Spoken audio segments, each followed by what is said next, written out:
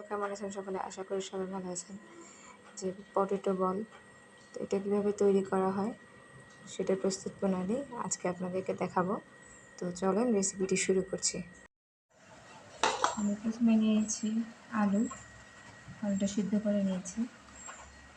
এরপরে এখানে নিয়েছি গুঁড়া মশলা, এটা চাট মশলা, অল্প একটুখানি মরিচ যেহেতু অল্প খাই এই জন্য লবণ আর ধনিয়ার গুঁড়া, আর এখানে ধনিয়া পাতা নিয়ে নিয়েছি,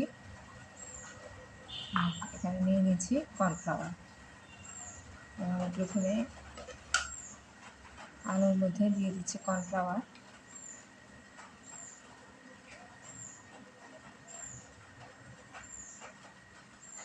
তিন চামচ পরিমাণ। সেই সঙ্গে দিয়ে দিচ্ছি ভাজা জিরার গুঁড়া অল্প একটুখানি, মরিচের গুঁড়া মশলা আর অল্প পরিমাণে লবণটা আমি পরে আবার বুঝে দেবো যদি বেশি লাগে। আমি এগুলো একটু মাখিয়ে নিচ্ছি। ধনিয়া পাতা আর একটুখানি পুদিনা পাতার গন্ধটা ভালো লাগে সেজন্য দিয়ে দিচ্ছি।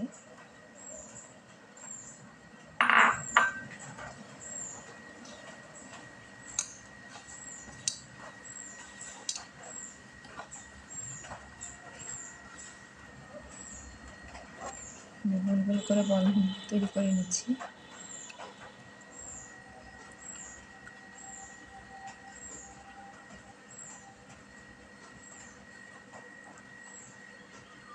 এরপরে আমি ভাজতে চলে যাব।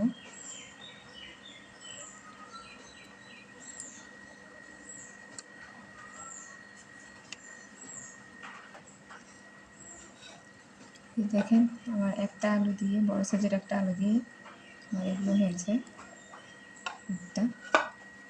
তো আমি এখন ভাজতে চলে যাব।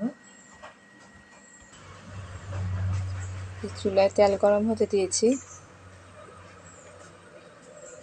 দেখতে পাচ্ছেন একটা একটা করে বল ছেড়ে দিচ্ছি।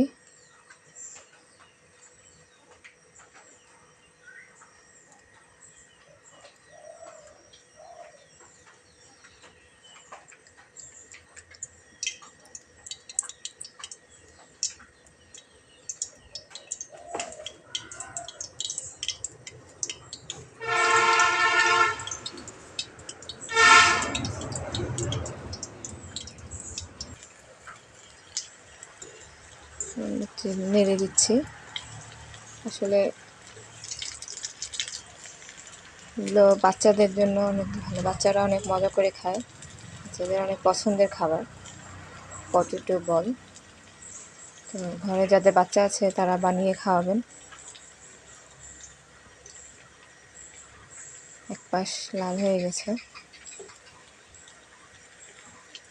একটু সাবধানে উল্টে দিতে হবে। লাল লাল করে ভেজে নেব, লাল করে ভেজে উঠিয়ে নেব।